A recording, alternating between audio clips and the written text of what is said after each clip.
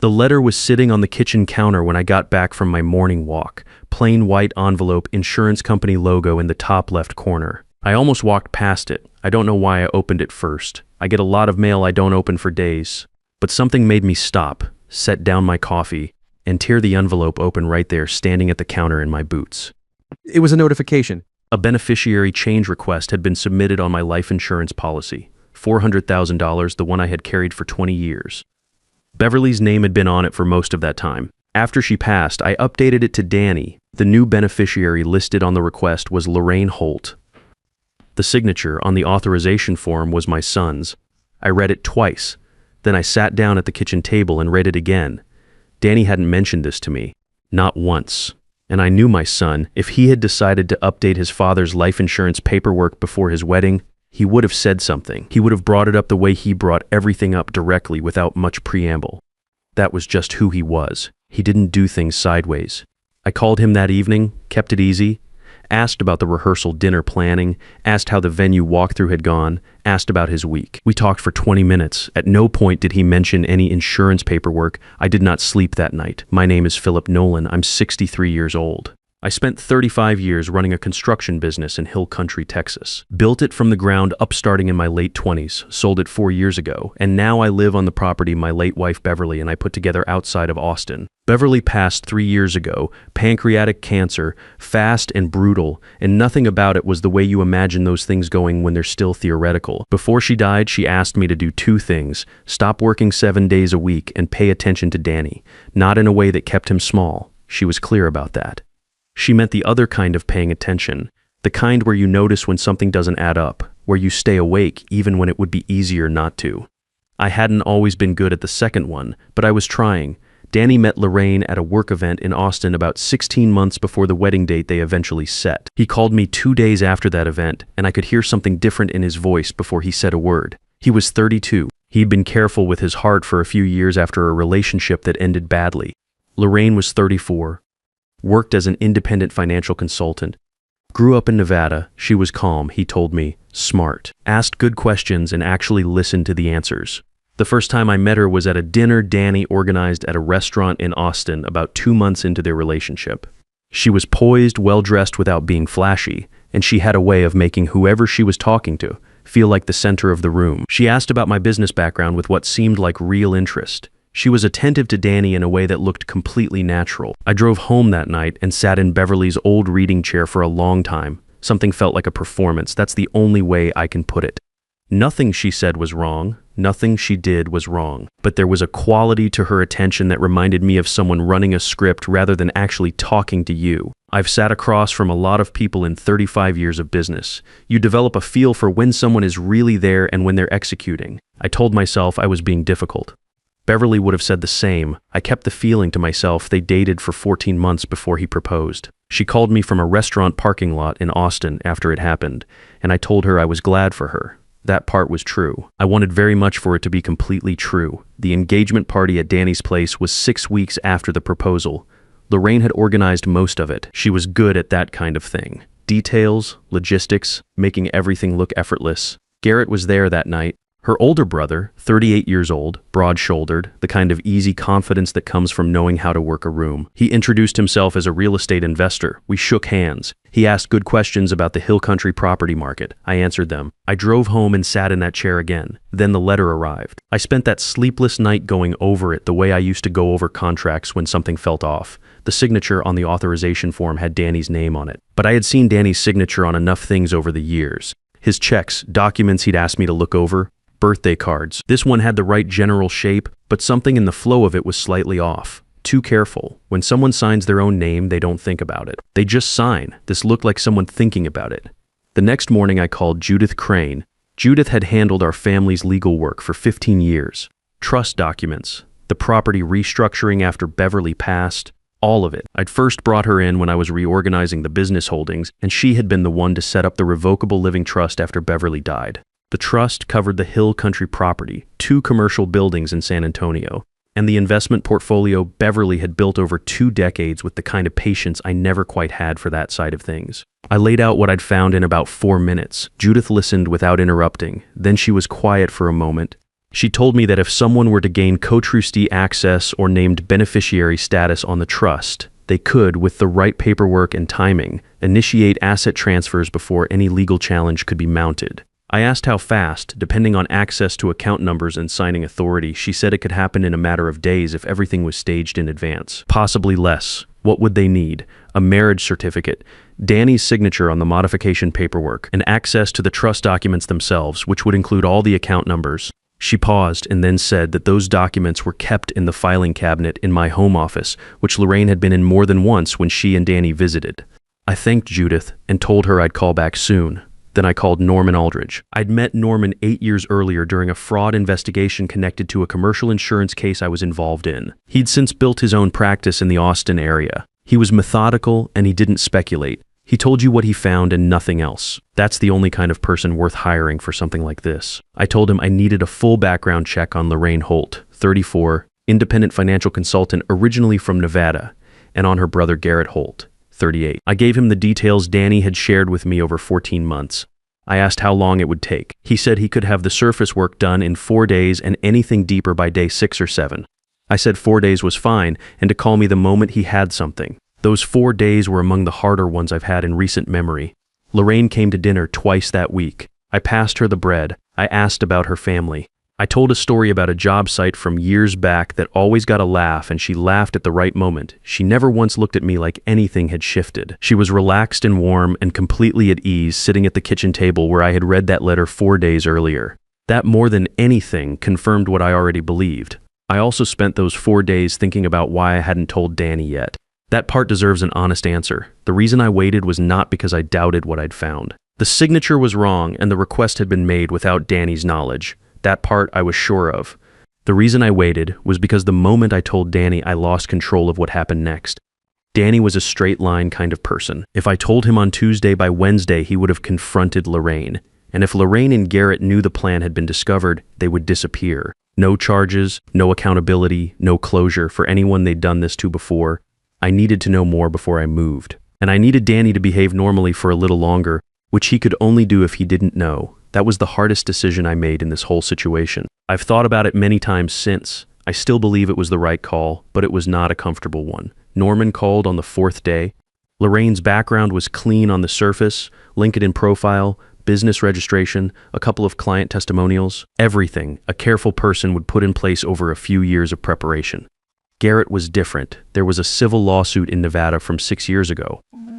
A former business partner had alleged that Garrett misrepresented financial documents to gain access to a joint account and then liquidated it. The case settled out of court, amounts sealed, but the documentation existed and Norman had a source who had seen the original filing. There was also a Delaware registered LLC, shell company, no visible business activity, no website, no employees. Garrett was listed as the managing member. Lorraine was a secondary signatory. Money had moved through the account in the past 3 years. Norman had the transfer records. And then there was a name that stopped me cold. Howard Greer, 61 years old, living in Nevada. 6 years ago, he had filed a complaint with local authorities alleging that a woman his son had been engaged to had attempted to manipulate estate documents in the weeks before a wedding that was ultimately called off. The complaint had gone nowhere. No charges were filed. The woman involved had an older brother who, based on Norman's sources, matched Garrett's physical description and background closely enough that Norman would not call it coincidence. Howard Greer had spent 6 years believing no one would ever take his complaint seriously. I sat in my office with the phone against my ear and looked out at the back property where Beverly used to sit in the evenings. I thought about what she had spent 30 years helping me build. I thought about Danny sitting across from Lorraine at dinner that week, completely at ease, completely unaware. I asked Norman to keep digging. I asked specifically whether Garrett had any travel plans in the next 2 weeks. Norman said he would find out and call me back. Then I called Judith again and told her everything. Judith listened to everything without interrupting. When I finished, she was quiet for a long time. Then she said things I won't repeat in full because she is a composed professional and she was not composed. When she was done, she told me she had a contact at the FBI's Financial Crimes Unit and that the documentation Norman had assembled was likely sufficient to open a formal investigation. But she also said something I've thought about many times since. She said the most durable outcome, the one hardest to challenge later, would be catching them in the act, not just planning. Not just the insurance form with the forged signature. actually in the act of attempting the fraud. She said that if we moved now based on what we had, we risked them walking on a technicality or simply disappearing before charges could be filed. I told her to make the call to her FBI contact. I told her I would handle the rest. Norman called back the following evening. Garrett Holt had booked a room at the boutique hotel in Austin where we were holding the rehearsal dinner. He was registered under a guest name I didn't recognize. Lorraine had added him to the event coordination list through the wedding planner, listed as a legal consultant reviewing the venue contract. He was not reviewing any venue contract. The rehearsal dinner was 9 days away. I sat with that information for about an hour. Then I called Danny. I told him I needed to see him in person. I told him to come to the Hill Country property the next morning and not to mention the visit to Lorraine. I said I had some paperwork from the estate I needed to go over with him. That was true enough to say without lying. He arrived at 8 in the morning. We sat at the kitchen table with coffee and I told him everything. All of it. The insurance letter, the forged signature, Norman's findings, the LLC, Howard Greer. Garrett's hotel booking. Danny sat across from me without speaking for a long time after I finished.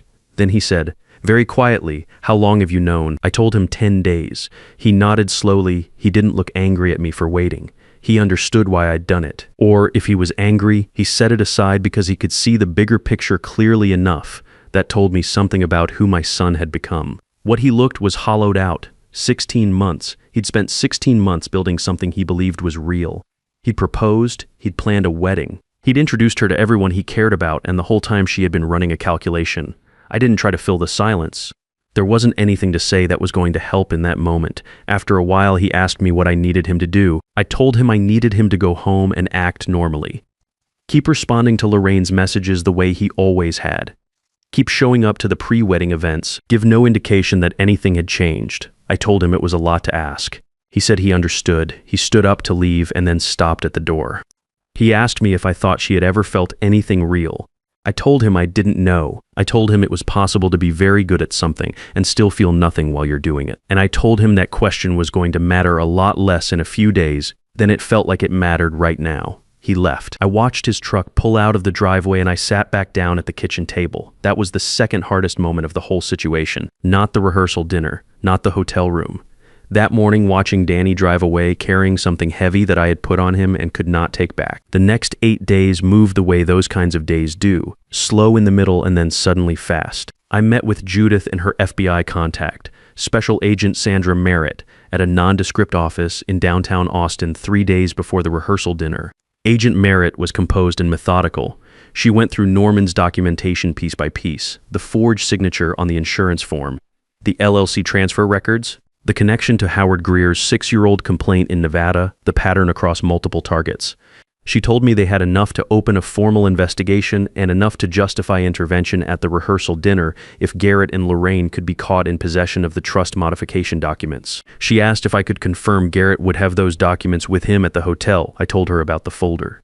Norman had found through his sources that Lorraine had been in communication with a document preparation service in Nevada 2 weeks earlier. The trust modification paperwork, with Danny's name pre-filled on the signature lines, had been prepared and sent to Garrett. He would have it at the hotel. Agent Merritt said she would be there. I asked Norman to get me a small digital recorder, the kind that fits in a jacket pocket and runs for several hours on a single charge. He dropped it off the following day. The rehearsal dinner was on a Friday evening at the boutique hotel in Austin, private dining room overlooking Lake Travis. Danny had put real care into the night. 40 guests, immediate family, and close friends, the kind of event that under any other circumstances would have been a good night. He made a toast to Lorraine that was warm and specific and completely genuine. I watched her face while he spoke. She looked moved. She was very good at looking moved. At 8:40, I watched Garrett excuse himself from the bar area where he'd been standing with a drink, making easy conversation with people he had just met and would never see again. He walked toward the elevator bank. I gave it 3 minutes. Then I excused myself, mentioned my back, and followed. Norman had confirmed Garrett was in room 214. I took the stairs, not the elevator. The recorder was already running in my jacket pocket.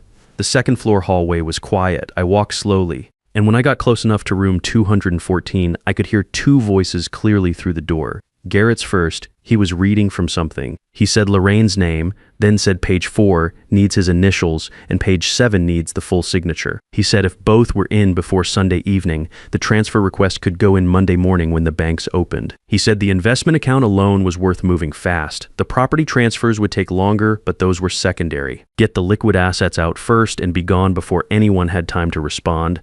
Then Lorraine said, "What about Philip?" And Garrett said, "He doesn't have signing authority anymore. The trust restructured when Danny hit 30. Philip's name isn't on anything. Even if he figures it out after the wedding, there's nothing he can do legally until after the money moves.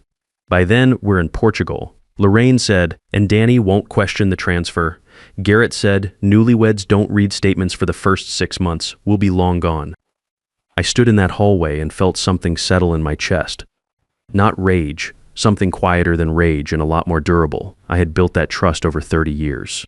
Beverly had managed that investment portfolio with the kind of patience and discipline that I had never fully matched. And these two people were standing in a hotel room 11 days before my son's wedding talking about it like a transaction to be cleared before checkout. I sent a text to Norman. 2 words, "Come up." Then I sent one to Danny. "Room 214. Now don't say anything to anyone." I waited. I could hear Garrett still talking inside, something about account routing. I kept my breathing even and my back to the wall beside the door. Danny appeared at the end of the hallway 90 seconds later. He had told Carol he needed some air. His face was completely still. I had asked him to hold it together for 10 days and he had. He was still holding it.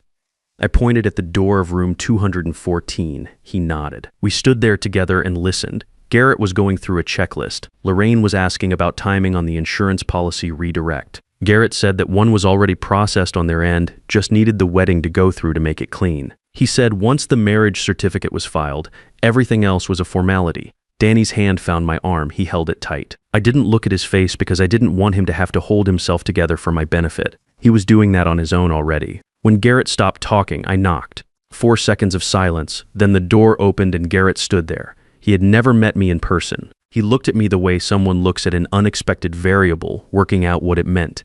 Then he saw Danny standing behind me. Then Lorraine appeared at Garrett's shoulder and she saw my face and she understood immediately. Not everything, but enough. I said, "I know your name. I know about the LLC in Delaware. I know about the civil suit in Nevada 6 years ago. I know about Howard Greer. And I know what's in that folder on the desk behind you. So does the FBI." Garrett's expression shifted through about 4 different calculations in the space of 2 seconds. He settled on a version of confusion, which was the wrong choice given that I had just told him exactly what I knew. Lorraine said nothing. That was the smarter move.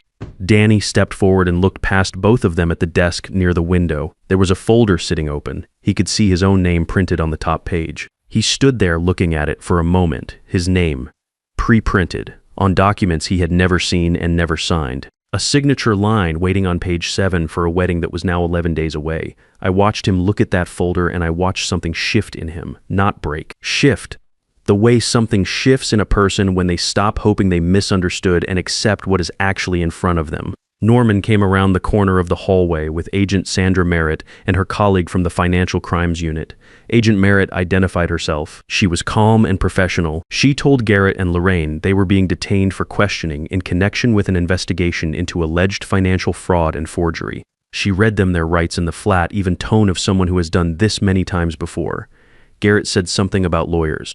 Lorraine said nothing at all. They were escorted out of the room. The folder on the desk, which contained the trust modification documents with Danny's name pre-filled on page 4 and a signature line ready on page 7, was photographed in place and then taken as evidence. The insurance change request documentation Norman had assembled was handed over to Agent Merritt's colleague. I stood in the doorway of that hotel room after they were gone. The lake was visible through the window, dark now, a few lights from the far shore reflecting on the water. Then I went back downstairs with my son.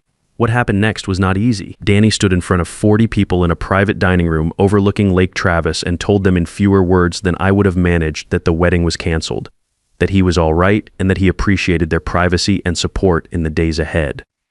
Some people cried, some looked relieved in the way people do when something they half suspected but couldn't name is finally out in the open.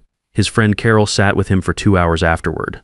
I was glad for that. I took a walk along the lake shore by myself around 10 o'clock. It was a cool night for early October, the kind that reminds you summer doesn't last. I thought about Beverly.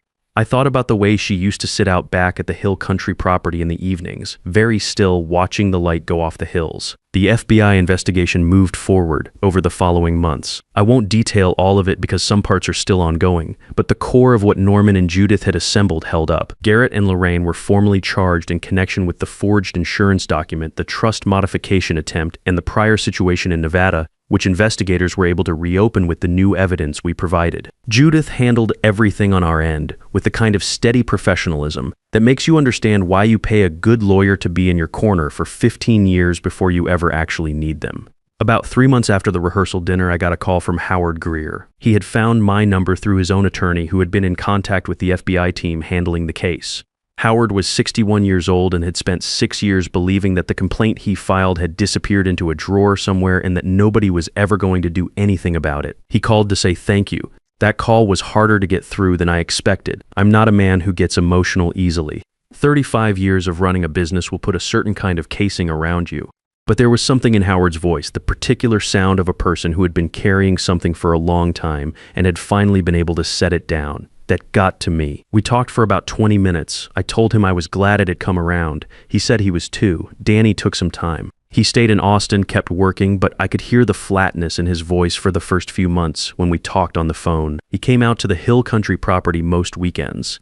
We'd sit out back after dinner in the old chairs Beverly used to love and talk about whatever came up. Sometimes the situation, mostly other things. The construction project he was managing, a trip he was thinking about, the neighbor's dog that kept getting into my garden. About 4 months in, he asked me how I had stayed calm through all of it. Through the dinners, through watching her at the table, through the whole 10 days of knowing and saying nothing. I thought about that for a moment. I told him it wasn't exactly calm. I told him it was more that I had learned a long time ago from 35 years of negotiating contracts and working through problems, that showing your hand early almost never ends well. You gather what you need, you get the right people in place, and then you move when the moment is right and not before. He was quiet for a bit. Then he said, she was good at it. She was. I told him that directly. I didn't soften it or qualify it. 16 months is a long time, and she had been consistent and convincing for every single one of them. The fact that she fooled him did not mean he was naive. It meant she was skilled at something that most people never encounter in their lives and therefore have no reference point for recognizing. He nodded at that. It seemed to help. I told him what I actually believed, which was that the part of him that had noticed something over those 16 months, the small hesitations he had mentioned to me once or twice without ever following through on them, that part had been working correctly. He just hadn't had enough information yet to know what it was pointing at. That's usually how it goes. The feeling shows up before the evidence does. About 6 months after the canceled wedding, Danny called me on a Tuesday evening. He had been back at full speed for a couple of months. He told me he had started running again, something he had let go during the relationship. He told me he was thinking about a fishing trip up near Fredericksburg. And then, carefully, he told me he had met someone, not in a way that was anything serious yet. Just in a way where the possibility of something serious didn't seem out of reach anymore. Tell me about her, I said he did. He described her the way you describe someone when you're actually paying attention to them rather than just being dazzled. Specific things. The way she talked about her work, the way she had told him on their second meeting about a project that had gone badly wrong and what she had done about it. He was watching. I could hear it in every sentence. That's good, I told him. Keep watching. I know, he said. I will. After we hung up, I walked out to the back property and stood where Beverly used to sit. The hill country in April is already warm, the cedar and live oak filling back in, the hills going green again after the dry months. I thought about what Beverly had asked me to do. Pay attention to Danny. Not the kind of attention that keeps a grown man small. The other kind. I thought about Howard Greer, who had done everything right and still waited 6 years to be heard. I thought about the folder on that desk in room 214, with my son's name already printed on the page. If you are reading this and you have someone you love moving toward a commitment that doesn't sit right with you, I want to say something plainly. That feeling is information. The quiet sense that something doesn't add up is worth one phone call, not an accusation, not a confrontation. Just one call to someone who knows how to look. You don't need to be certain, you just need to be paying attention.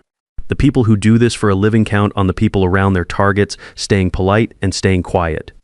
The best thing you can do is refuse to do either. Your instincts are not paranoia. They are the part of you that has been watching longer than your conscious mind has. Trust them early enough to act on them. I almost didn't. I won't make that mistake again.